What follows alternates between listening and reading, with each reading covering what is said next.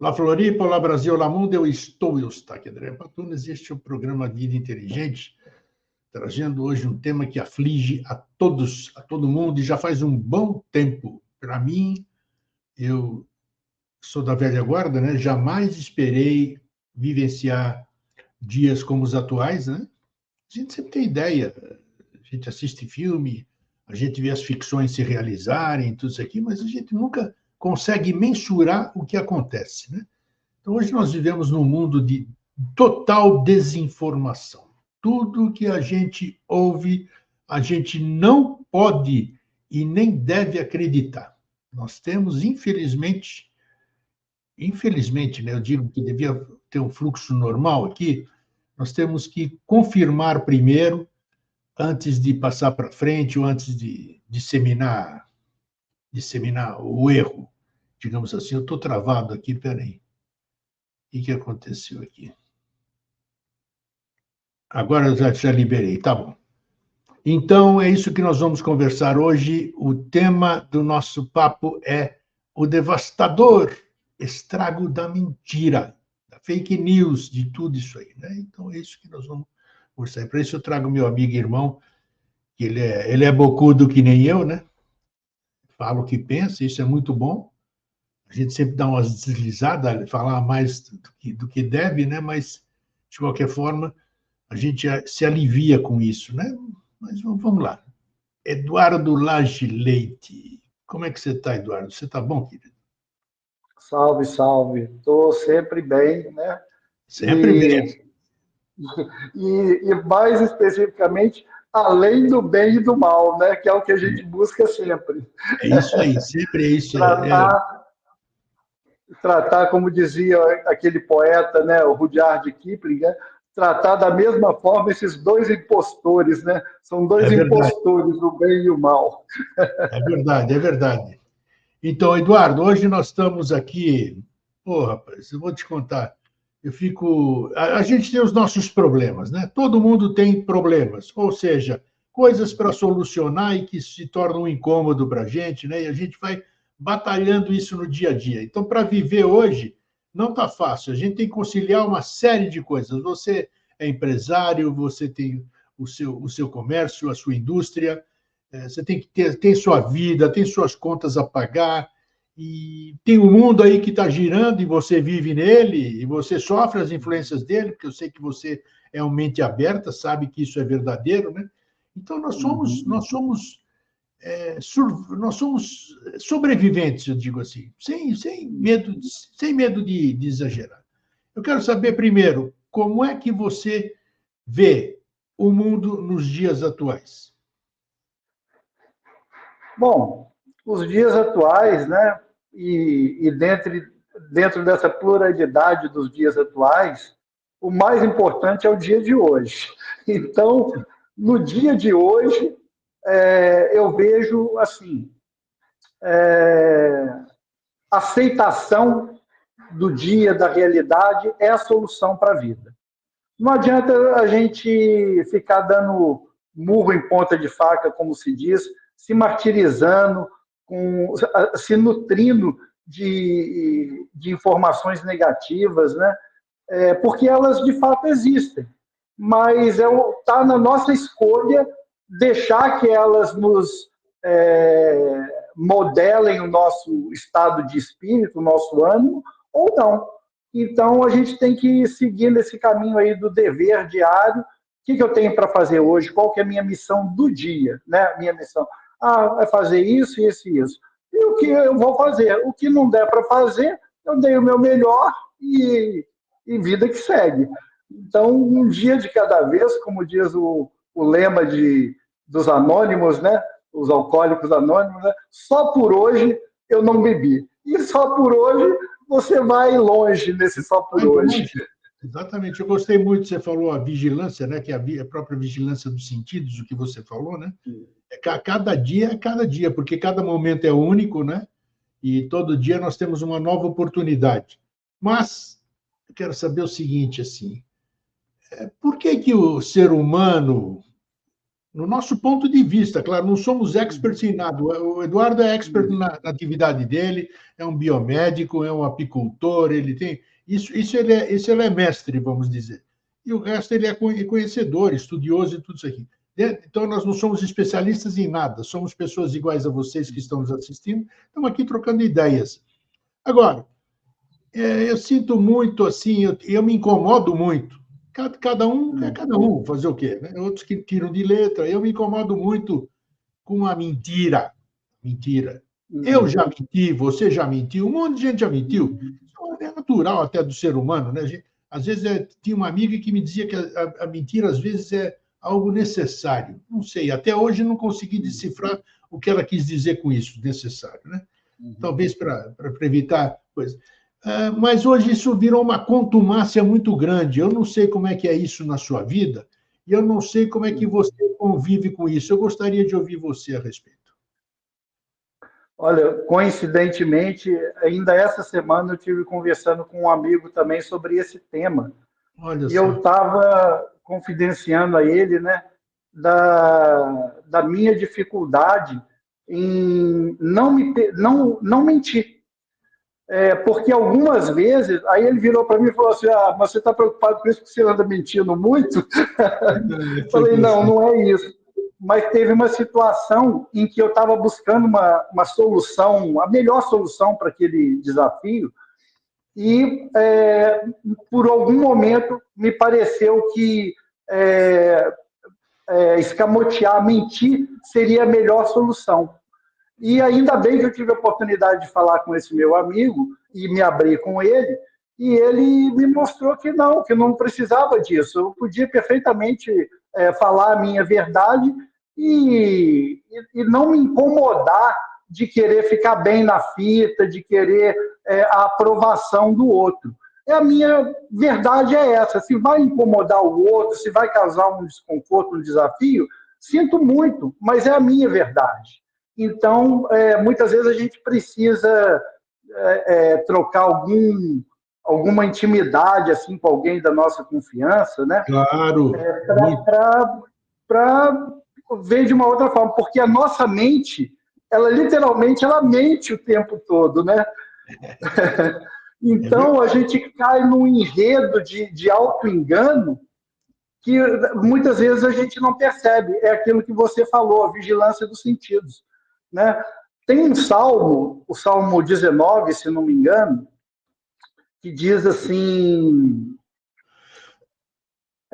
numa certa altura lá, ele diz assim, os juízos do Senhor são verdadeiros, todos igualmente justos.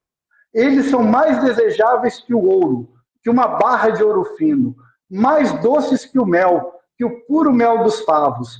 Mas ainda que o vosso servo, né, servo de Deus, neles se atente, se dedique, quem pode, entretanto, ver as próprias faltas, diz o salmista. Aí ele pede, purificai-me das que me são ocultas, não permita que eu entre nesse auto-engano, não domine o auto-engano sobre mim. Então, o salmista, lá no século X a.C., né, o rei Davi, já se posicionava também dessa forma. Muitas vezes, a gente, por mais bem intencionado que seja, a gente se auto-engana. E por isso que é importante uma rede de apoio, de amigos verdadeiros, onde você também possa confiar para se colocar e obter outras opiniões. Mas também você fazer o exercício de estar sempre burilando e vendo assim, esse pensamento, da onde que ele vem, para quem que ele vem. E esse é o processo de autoconhecimento que te dá o discernimento, né? Sim, e a gente vai caindo, levantando, treinando, até isso se tornar um hábito consistente na nossa vida. Agora, você... Eu vejo dessa forma. Mas hoje o que tem... Hoje existe muito diz que diz, né? Hoje existe dentro do nosso... Você está dentro de um grupo, você está dentro de uma sociedade, você está dentro de uma parceria, você está dentro de uma família, você está dentro do trabalho, sempre tem a intriga, sempre tem a mentira. Como conviver com isso, Eduardo? porque eu não consigo entender. Nossa, como eu tenho personalidade forte, eu causo, isso que eu estou falando, eu causo muitas vezes, porque ninguém gosta do que eu falo. Né? Eu falo na lata, acho que eu sou uma empáfia, metido, injusto e não sei o quê, mas pô, fazer o quê? Eu estou aqui aberto a ouvir, né? Antigamente eu não aceitava críticas, hoje eu as aceito, porque eu quero me modificar, eu quero me burilar, como você acabou de dizer, né? Você disse no decorrer da nossa conversa aqui. Então, mas, pô, quando devia ser diferente, quando a gente devia viver harmonicamente, poxa, por isso que é isso que você acabou de dizer há pouco. Por isso que a gente procura nos bastidores gente que pensa que nem a gente que a gente pode se abrir, falar o que quiser, que vai ser bem recebido, vai ser respeitado, ao contrário da nossa sociedade, de todos esses lugares que eu lhe acabei de dizer, que é o contrário. É um contrário. Para você estar lá, você tem que causar embate, você tem que falar mentira, você tem que criar intriga, você tem que formar grupinho. Pô, você que é raposa velha, digamos assim, do esoterismo, do estudo, uma pessoa religiosa, uma pessoa que viveu bastante, teve as suas experiências, nem todas muito boas, né? Como é que você vê essa questão, Eduardo? E você convive com isso também, com toda certeza. Com certeza. Com relação a essas experiências que você falou, não muito boas, as piores foram, na verdade, as melhores. As que mais me fizeram ver o outro lado da moeda, né? No sofrimento, às vezes, muitas vezes, a gente aprende muita coisa. Mas, como você está dizendo com muita propriedade, a gente vive num mundo de ilusão, de mentira, e ser espertalhão, ser hipócrita, ser desonesto, parece que é a medida, né, de status, exatamente, né, do esperto, do cara que se dá bem, do alfa, né? Mas isso é uma grande ilusão, na minha opinião, porque existe uma, vamos dizer assim, eu creio nisso, de que existe uma ordem do universo. E se a gente age de acordo com essa ordem do universo, cedo ou tarde a gente colhe os bons frutos dessa atitude harmoniosa perante a vida. E quando a gente usa de subterfúgios, querendo manipular, enganar, embora muitas vezes a gente se dê bem usando desses artifícios, uma hora a gente vai ter que responder por eles, e aí a gente vai ter que, como diz, é a lei do karma, que vem de uma maneira sem inescapável para corrigir os maus feitos da vida de cada um, né? Então, realmente a gente tem que ficar muito ligado nisso, e principalmente no meio espiritualista, onde a gente espera encontrar pessoas mais maduras, mais honestas, mais verdadeiras, é onde muitas vezes a gente se depara com os piores tipos, né? Os mais dissimulados. Pois é. Aí eu tenho que ouvir, como eu já ouvi. Foi bom você estar falando isso aí, para a gente trocar essas ideias, que é importante. Estamos trocando essas ideias ao vivo, isso é bacana. Exatamente porque eu não consigo aceitar ainda que o Eduardo faz um monte de coisa errada, vamos dizer assim. Eu jamais posso aceitar que é o processo dele e tudo isso aqui. Eu tenho que aceitar o Eduardo do jeito que ele é. Não, eu não tenho que aceitar o Eduardo do jeito que ele é. Eu tenho que respeitar o jeito que o Eduardo é. Aceitar, não. Aí eu vou evitar de estar em contato com o Eduardo que siga a vida dele, com as suas opções, e eu vou seguir a minha. Né? E esse meio espiritualista que você disse, que é onde deveríamos, nossa senhora, seria o nosso refúgio, né? A gente que busca coisas melhores, é o pior antro, é um antro. Então, o que será? O que é? O espiritualismo é o erro da questão? Temos que ser materialista e esquecer o espiritualismo? Porque no espiritualismo, grego, você está exagerando, não é assim? Então vive no espiritualismo, meu. Vai, entra em grupos, frequenta essas coisas e você vai ver o que nós estamos falando aqui, se é real ou não. Grupinhos, subgrupinhos, fala nos bastidores, fala mal, puxa tapete, quer tomar um lugar. E pô. Então, essa que é a questão. Toca aí, Eduardo. Olha, você veja que em todos, para quem segue um caminho espiritual, ou para os que não seguem, o caminho da própria ética, né? da moralidade, da ética, dos bons costumes, como se diz, sempre na yoga, né? Nos 8 passos de yoga de Patanjali, logo no começo, nos 2 primeiros passos, Yama e Niyama, ele fala justamente dos preceitos morais e éticos. Olha porque aí. sem essa base aí não tem como você progredir.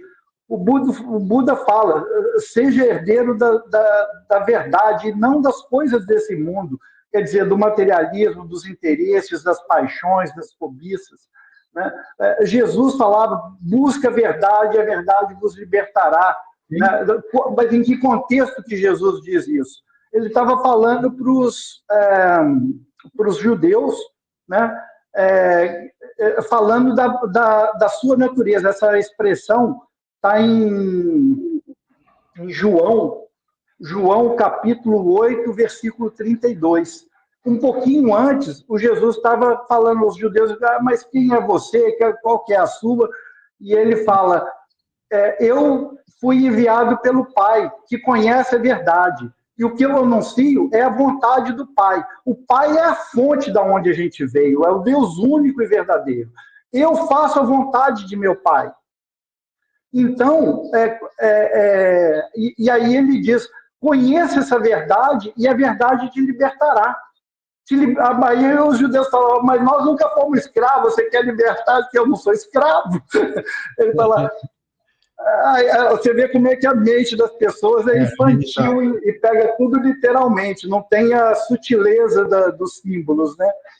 Então, Jesus explica para eles que essa libertação é a libertação dessa velha maneira de pensar das coisas do mundo, justamente do materialismo, do apego às coisas sensoriais, porque existe uma lei universal, e que Jesus resumiu muito bem. O que é essa lei? Buscar a Deus sobre todas as coisas e amar ao próximo como a si mesmo. Quer dizer, você se ama, você quer o seu bem, mas não deixa de querer o bem do seu próximo.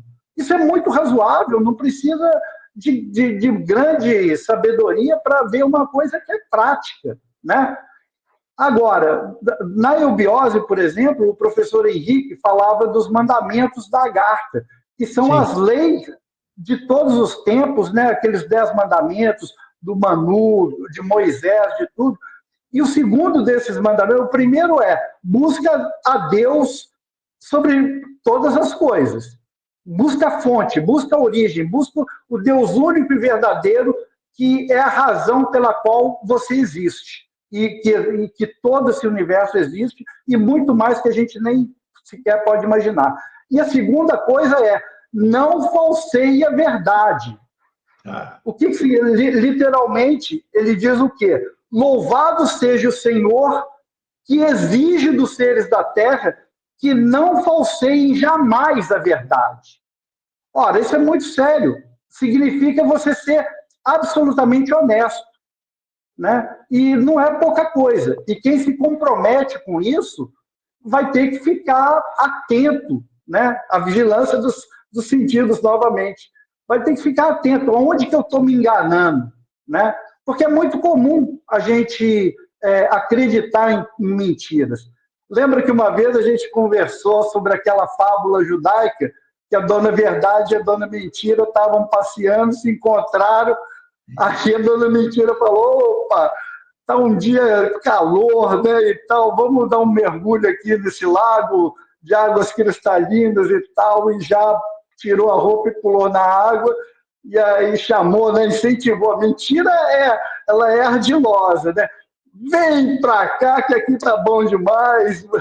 E a Verdade foi e tal, caiu no papo dela e entrou no lago, tirou as roupas e entrou no lago. E aí a dona Mentira, despercebidamente, saiu, pegou a roupa da Verdade, se vestiu com as roupas da Verdade e ficou a mula, sumiu no... E desde então, e a verdade saiu da água, procurou as vestes dela, não tinha, viu que tinha a veste da mentira ali, e a verdade, como é ética, falou, eu não vou me vestir com esses trapos da mentira. Aí ficou pelada. E o ser humano, quando vê a verdade pelada, que escândalo! E quando vê a dona mentira com aquela roupa maravilhosa da verdade, fala, nossa, é isso, esse é o nosso mito, a nossa verdade, a nossa razão de ser, né? E os seres humanos caem nessa ilusão, porque, como diz também o professor Henrique, né, quando perguntaram para ele, mas onde que está a verdade? E ele responde também de uma maneira icônica, né? A verdade está por trás da mentira. Então, quando esse véu da mentira, você rasga ele, aí ali atrás está a verdade. E essa verdade está também gravada no nosso íntimo, né? Aí é que tá. E é por isso que para a gente reconhecer essa verdade, a gente tem que silenciar esse tagarelar dos conceitos, da mente, das ideias, da propaganda, do diz que me diz, né? Até quando a gente está sozinho, você já viu essas pessoas na rua que andam falando sozinha? Eu sou um, eu sou um. Eu também. Opa! Mas o que é? É a nossa mente tagarelando ali o tempo todo, não te dá paz. E a voz do silêncio, para você escutar essa voz da verdade, você tem que silenciar a mente, porque a mente é mentirosa. Quem que é o pai da mentira? Não tem esse ditado? Quem que é o pai da mentira? É isso. É o diabo, né? É Lúcifer, é o cuida ruim.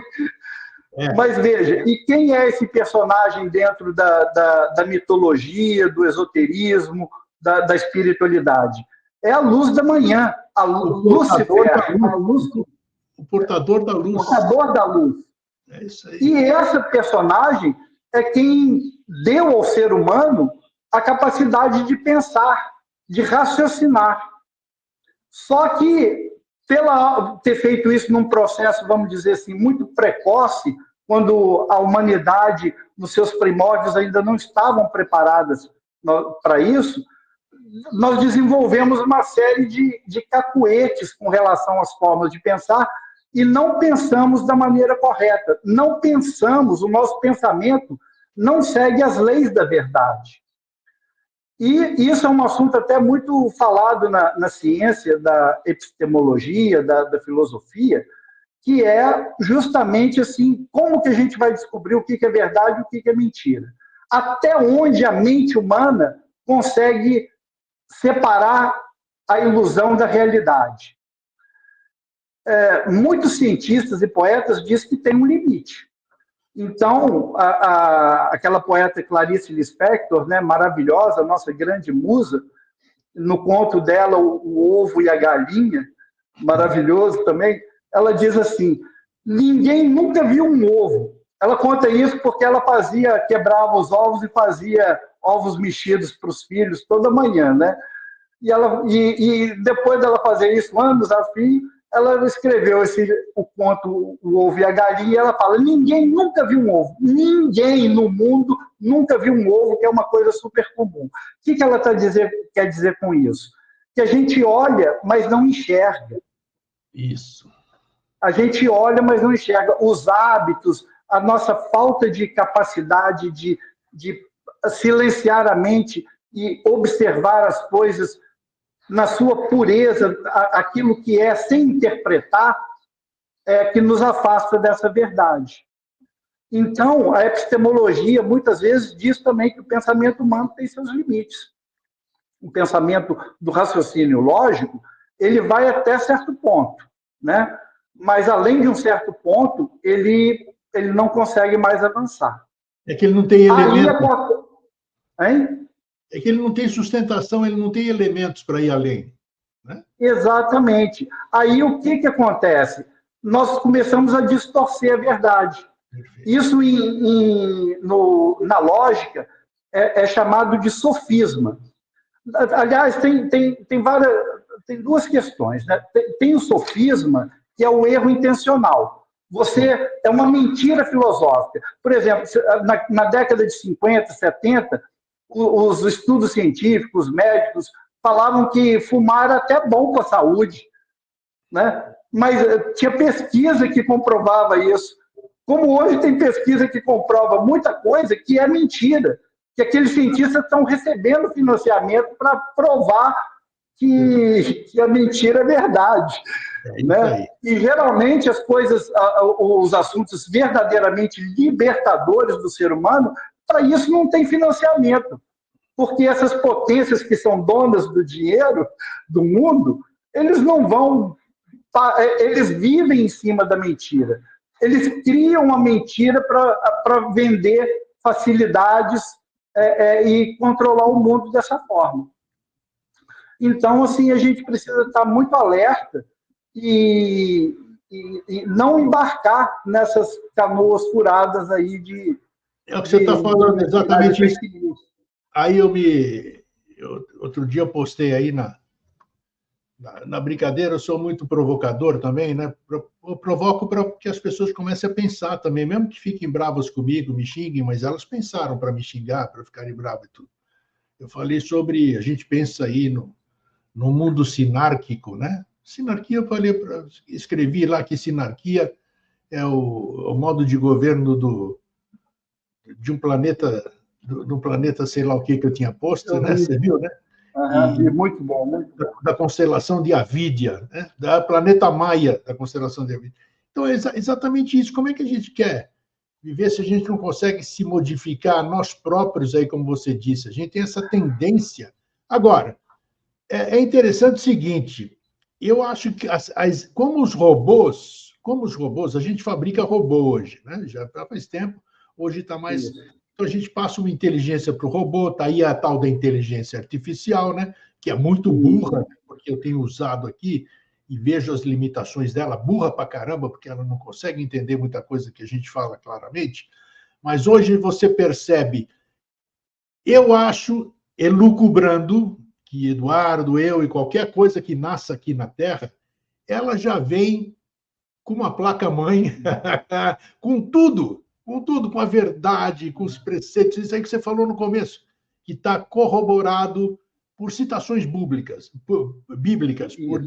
por mais que elas estejam distorcidas, manipuladas, tudo isso aqui, não interessa. Então, quer dizer, eu tenho a programação, você tem a programação, por isso que de vez em quando você fala, putz, a vida, eu sei que está errado, mas você sabe de onde, meu, que está errado. Você não vivenciou isso, mas é alguma coisa que está impressa aqui dentro e está chamando, né? Da mesma forma que todo mundo é luz, não tem ninguém que é escuro, todo mundo é luz. Então, esse embate que faz com que a gente não progrida, e é isso que parece que quem ou alguma coisa está alimentando cada vez mais para que a verdade não nos liberte. Porque a verdade liberta não interessa, meu. Para de ter indústria farmacêutica, porque é a indústria da doença, né? A indústria farmacêutica não está lá para te curar, não. Né? Senão, se ela te curar, acabou a indústria farmacêutica. Como é que vai viver do quê? Né? Ela só dá os paliativos. Só dá os paliativos. Então, essas questões que a gente tem que tratar aqui, fazer com que as pessoas raciocinem um pouquinho. Eu, você, ninguém tem razão absoluta. Né? Ninguém tem. Nós somos todos que estamos procurando essas questões. E agora a gente tem que ser sincero, a gente tem que estar aberto à contestação e uma série de coisas. É assim que eu vejo, Eduardo. Um bom tema que a gente resolveu conversar aqui hoje, porque, pô, o negócio está difícil com essas questões todas. É muito fácil da gente se enganar, e a gente vai ser enganado, por mais esperto que a gente seja, por mais que a gente tenha vivido, a gente cai no erro, né? Facilmente... o ser humano é muito frágil para as manipulações, e os manipuladores sabem direitinho qual botão apertar na nossa psique, na nossa mentalidade, para nos levar a agir do jeito X, Y, conforme eles querem. Então, a nossa luta toda, a liberdade, essa famosa a verdade vos libertará, essa liberdade é justamente a liberdade de escolha, de fazer escolhas livres e não determinadas por preconceitos, por equívocos, por tudo isso, que é aquilo que o ser humano precisa desenvolver como humanidade. Então, você que com o seu programa Vida Inteligente, fazendo esse trabalho de questionamento, é um arauto, um multiplicador, né? Uma caixa de ressonância dessa verdade libertadora que quer se manifestar no mundo. Questionando, falando, olha, vamos prestar atenção nas coisas, vamos ver o que... Não adianta nada você ser um professor de yoga que estudou lá na Índia, não sei o quê, mas vai se tornar um abusador, um sedutor das suas discípulas e tal, que a gente vê aos montes por aí, né? E outros, o fraco não é a sexualidade, mas é o dinheiro. Quantos pastores, quantos pregadores da verdade que se locupletam, pervertendo a verdade de Cristo, a verdade de Buda, a verdade da libertação, através de uma manipulação para arrancar das pessoas os seus valores, né? O seu dinheiro, a sua alma, na verdade. É bem isso. Então, viver com isso realmente é complicado, rapaz. Eu trabalho, vamos dizer, eu vivo para servir. Para servir. Servir não sei o que é, mas eu vivo para servir. Eu tenho prazer em servir. Levar coisa de informação legal, levar texto legal, copia e cola, muito copia e cola. Coisa bonita tem que ser compartilhada. Eu passo para frente. Então, eu faço o meu papel. Você, eu sei, nós estamos conversando aqui, você se formou em biomedicina, você desenvolve um trabalho muito legal que eu conheço, você proporciona saúde para as pessoas, ou a recuperação da saúde. Então, pô, isso é bacana, rapaz. O Eduardo merece o quê? Ele merece palmas. Ah, mas o Eduardo, por que ele está assim? Por que ele está triste? Por que ele tem dificuldade? Hipotético isso, né? Por que ele tem dificuldade financeira? Claro. Ah, porque ele tem o processo kármico e numa vida passada ele deu um tiro num passarinho e fica assim, hoje ele está... Pô, meu. Então nós temos que botar os pés no chão também. Vamos parar de fantasiar, né, Eduardo? Onde que nós vamos buscar a verdade, Eduardo? Porque onde a gente vai buscar a verdade, a gente toma pau. Se você não rezar cartilha, se você não seguir o que os donos da verdade te impõem, você está fora. Você não tem o direito de buscar a tua verdade, porque existem verdades superiores que impedem que você vá buscar a sua. E se você pegar a sua, você vai saber que a verdade deles não é verdadeira. Né? E aí o pau come. Então, é isso. É por isso que Blavatsky, quando fundou a Sociedade Teosófica, né, o que ela queria? O estudo crítico de ciências, filosofias, religiões e artes comparadas. Vamos ver todas as coisas que tem no Oriente, no Ocidente, na modernidade, em outras épocas, e vamos estudar isso comparativamente. Agora, você chega nos lugares ali que, não, tem essa doutrina aqui que é a verdade e qualquer coisa fora disso é pecado, é erro, é abominação, e aqui não se cria. Aí já foge esse princípio universal, né, de liberdade de expressão, liberdade de pensamento, né? Aí acabou o livre pensador, né? Você vem dessa escola, eu amo. Depois que eu descobri a teosofia, né? Depois que comecei a ler, é uma das áreas que eu mais tenho empatia, vamos dizer.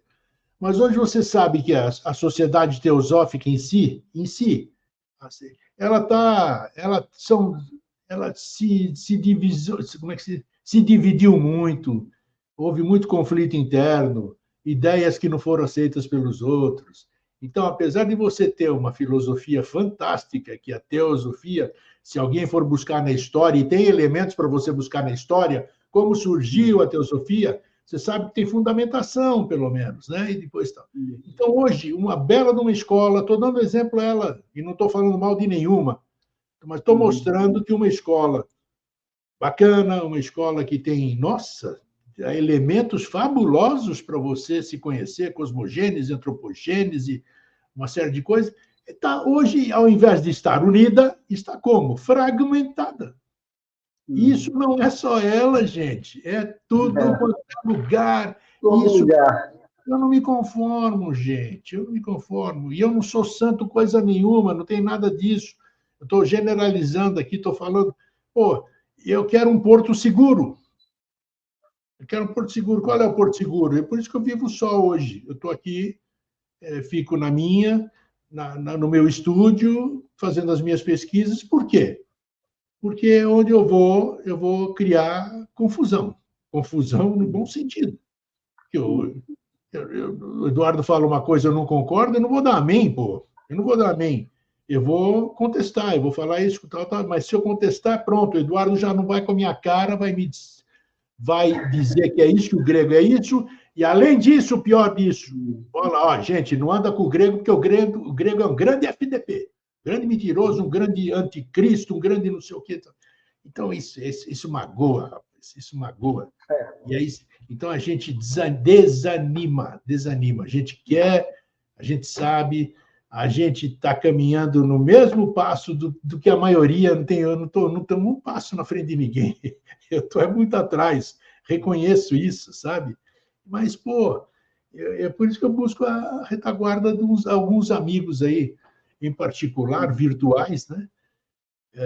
Para poder trocar esse tipo de ideia que nós estamos fazendo aqui em público agora. Isso.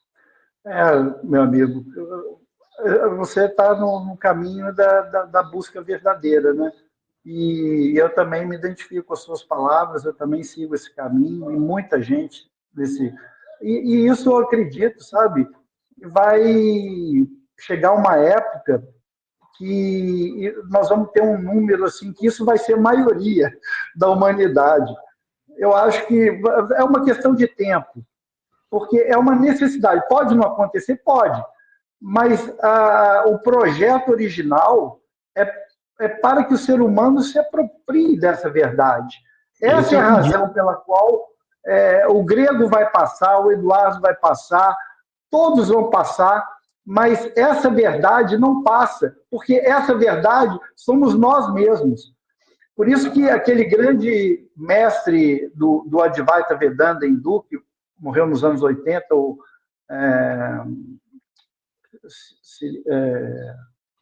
me fugiu o nome dele, é um nome complexo, mas ele foi um tremendo do iluminado, ele tem uma publicação em português, não que ele escreveu, mas que as pessoas anotaram, Eu Sou Aquilo.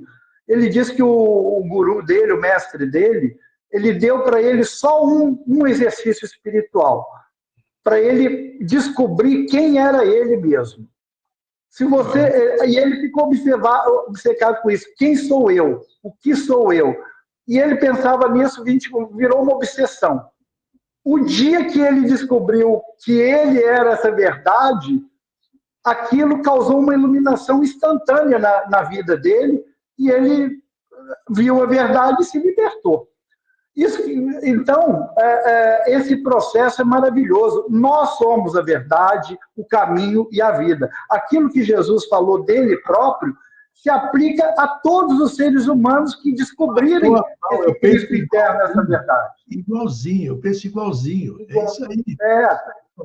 E o nosso destino é ter, numa época talvez distante, talvez nem nesse planeta, ou talvez, eu não sei, mas existia uma humanidade de Cristos, uma humanidade de Budas, uma humanidade de seres iluminados. Opa! Pensa bem, o que vai ser essa humanidade?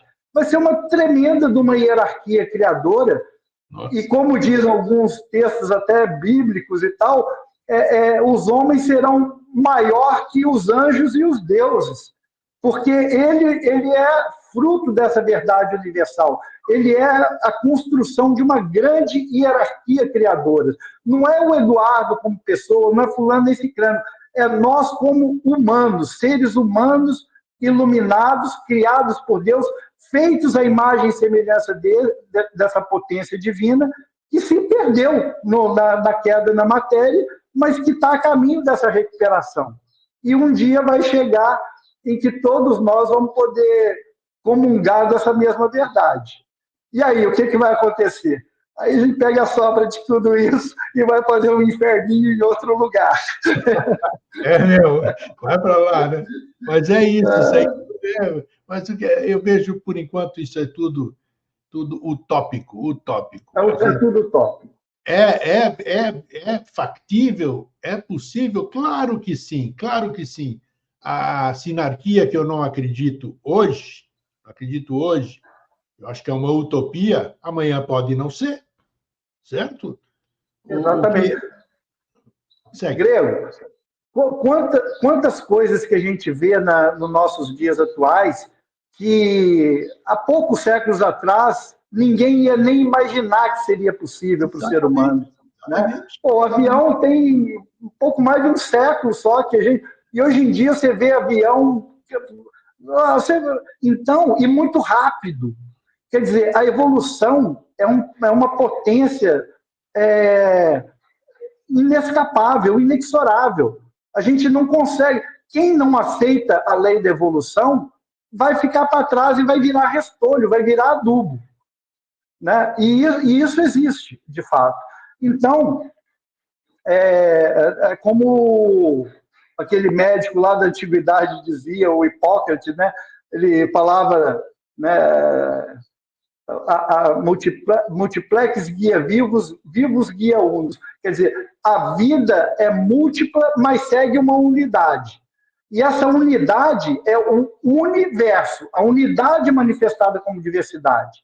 E o ser humano tem essa possibilidade de escolher. Os bichos, as plantas, os minerais estão postos ali, mas a gente tem a liberdade de ser um indivíduo autônomo. Autônomo quer dizer o quê? Auto, eu mesmo, nomos, norma, lei.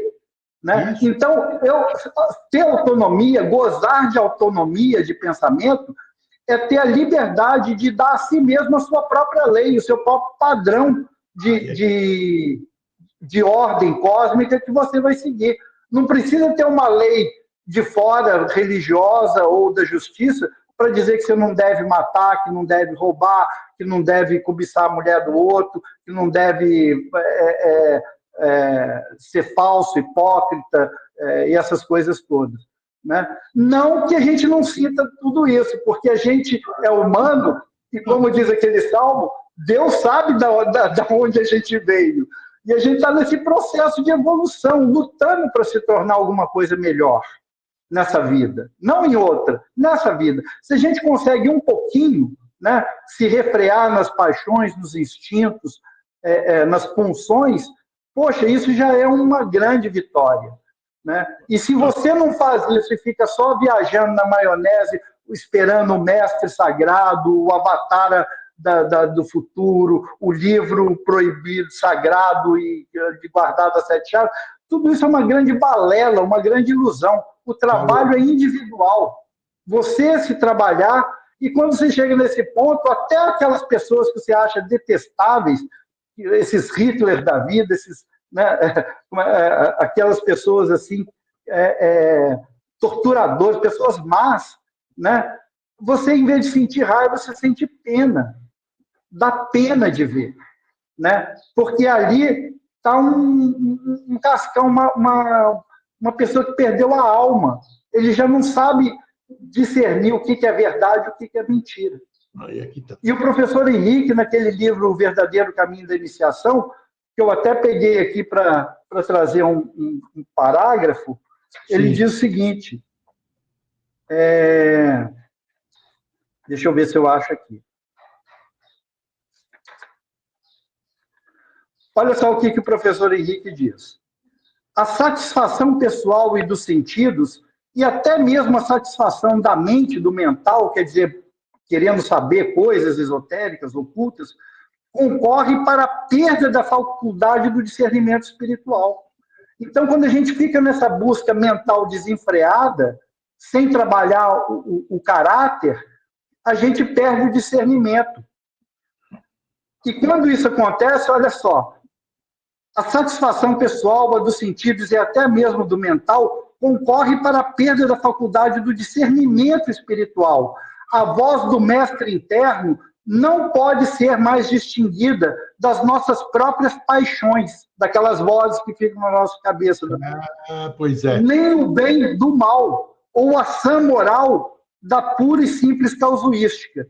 O fruto do Mar Morto assume a mais esplêndida aparência mística, mas isso para se transformar em fel nos lábios e cinzas no coração, tendo como resultado abismos cada vez mais profundos, trevas cada vez mais espessas, e a loucura em lugar da sabedoria, o crime em lugar da inocência, a angústia substituindo o êxtase, e o desespero a esperança.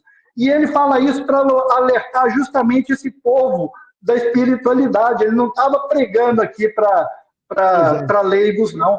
Ele estava falando dos discípulos, de quem está nessa busca espiritual.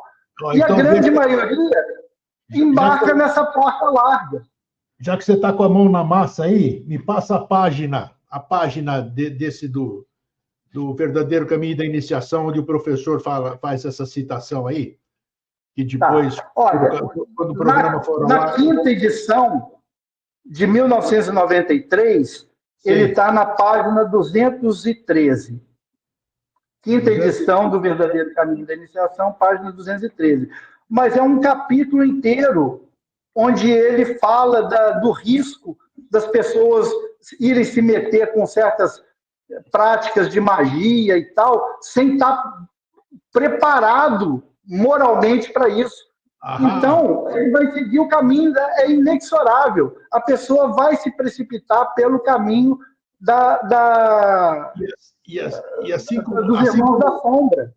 E assim como o professor deixou coisas escritas, outros seres especiais, grandes, brilhantes que passaram por aqui, também deixaram seus legados, mas os sábios de hoje, né? Esse aí que eu sou, meu Deus do céu, rapaz, como é que alguém pode ousar a contradizer alguma coisa, a modificar alguma coisa do que foi dita anteriormente, né? Vamos dizer isso.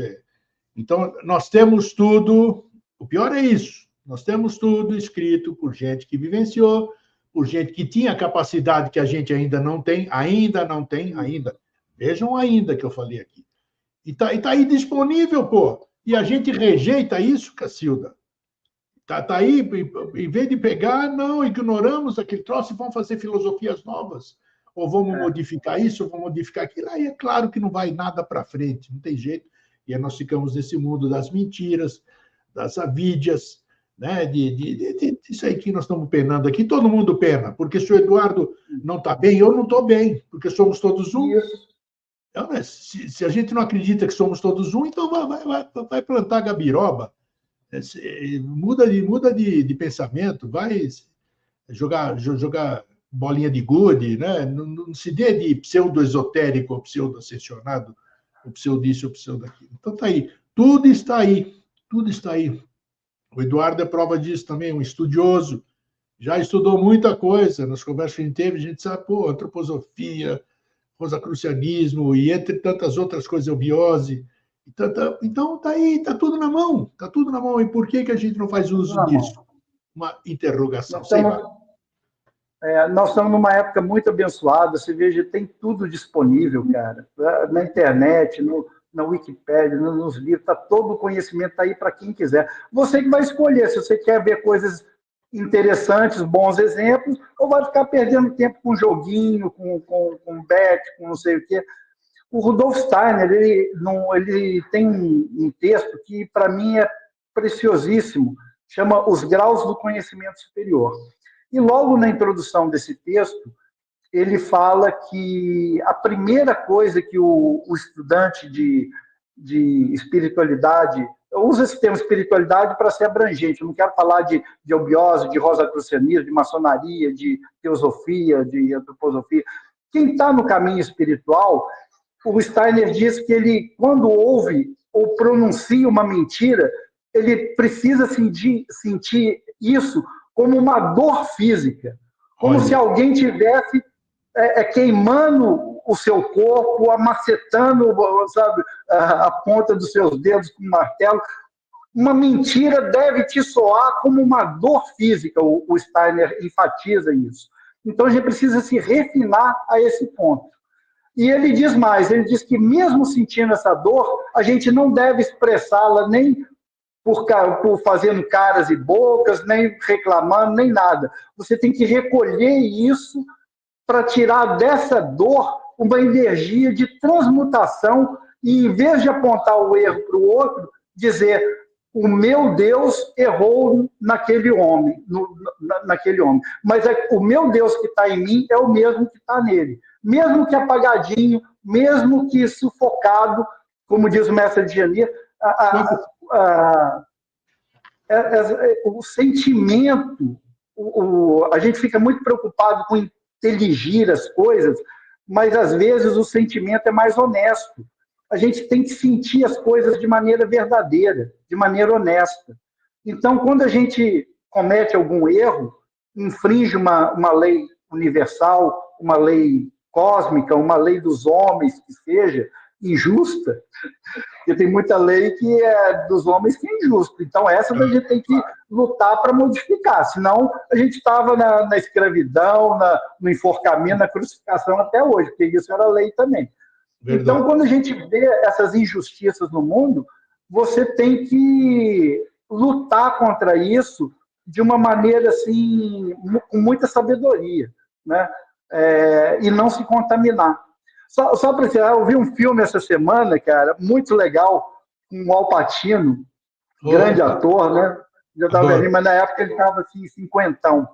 E ele faz o papel de um prefeito de Nova York, que tinha um imediato, um discípulo lá que ia ser o sucessor dele, estava sendo preparado. Ele chamava de meu garoto. E o cara era muito bom, resolvia todos os problemas para ele e tal. Mas acontece que deu um problema lá policial, e nos Estados Unidos a polícia é civil e municipal, né? A polícia ostensiva, assim. Então deu um problema lá com um detetive, que foi encontrar um cara da máfia, e os dois atiraram um no outro ao mesmo tempo, se mataram, mas uma bala perdida matou uma criança de 5 anos na escola. Putz. Uma bala perdida matou uma criança de 5 anos que estava indo para a escola. E isso gerou uma coisa. E esse prefeito, Al Pacino, né, interpretando o prefeito perfeito, ele tinha uma lábia, um convencimento, uma retórica que o cara convencia qualquer um. E esse aluno dele, como é que se diz, aquele secretário que fica... Assessor, o chefe de gabinete dele, né? O assessor, o chefe de gabinete dele, começa a investigar o negócio e tal, e no final do filme, né, ele descobre que o juiz que soltou o mafioso estava comprometido, e no final do filme, quem deu a ordem para o juiz soltar o cara era o próprio prefeito, que devia um favor para o chefe da máfia. Então, tem um diálogo no final do filme que ele fala assim: poxa, você descobriu o meu erro, né, e tal, mas eu não estou vendo, pensei que você choraria num momento como esse. Aí o garoto dele, o chefe de gabinete, fala: o prefeito diz assim: no começo eu era puro como você, queria fazer as coisas certas, estava comprometido com a verdade, mas a vida foi, você faz uma concessão ali, faz uma concessão lá, e ela me levou para isso.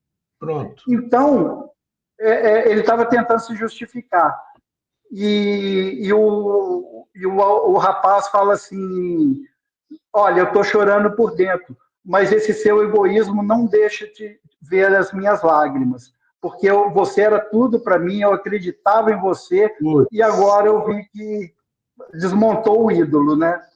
Exato. E o filme acaba esse cara fazendo propaganda no metrô, se candidatando a vereador de Nova York e perdendo as eleições. Mas ele não perde a gana de trabalhar para fazer o certo ali naquela comunidade dele. Então, esse filme passa essa moral. É uma coisa que a gente vê muito na vida, né? São exemplos, é o que a gente diz. O ensinamento está em tudo quanto é lugar, rapaz, né? No cafezinho que você toma, alguma pessoa que está lá e que fala alguma coisa, você pega uma conversa pela metade, um livro, uma revista, um artigo aqui na internet, a própria inteligência artificial, que tem todas as coisas inseridas aí para buscar. Então, está aí, só não vê quem não quer. Ou então, quem é narizinho empinado, quem se acha ascensionado, quem se acha iniciado, quem se acha isso e quem se acha e não se acha, não é coisa nenhuma e se acha. Mas vai fazer o quê? Cada um no seu processo, cada um no seu caminho. Eduardo, pô, que papão, rapaz. Adorei. Adorei, adorei. Não sei se nós vamos tomar pau aí, né? Mas não tem problema. Estamos aí, né? Vamos acender aí o luz violeta aí para se proteger tudo. É isso, vamos tocar em frente. Eduardo, obrigado, querido. Mais uma oportunidade de você estar conosco aqui. Tá, eu que agradeço. Uma honra estar aqui com você. Forte abraço e até a próxima. Tchau. Ô, rapaz. A gente às vezes se exalta, né? Mas faz parte. A gente tem que ser autêntico, a gente tem que ser nós mesmos. Claro, tem que ter controle, tudo isso aqui, mas como nós estamos humanos, né, a gente faz os deslizes. Como eu disse, somos todos iguais. Ninguém está na frente de ninguém. Todos no mesmo processo, todos na mesma caminhada, todos na sua escolha, nas suas escolhas. É isso aí, gente. Obrigado, um fraterno abraço e um feliz sempre. Tchau, até semana que vem.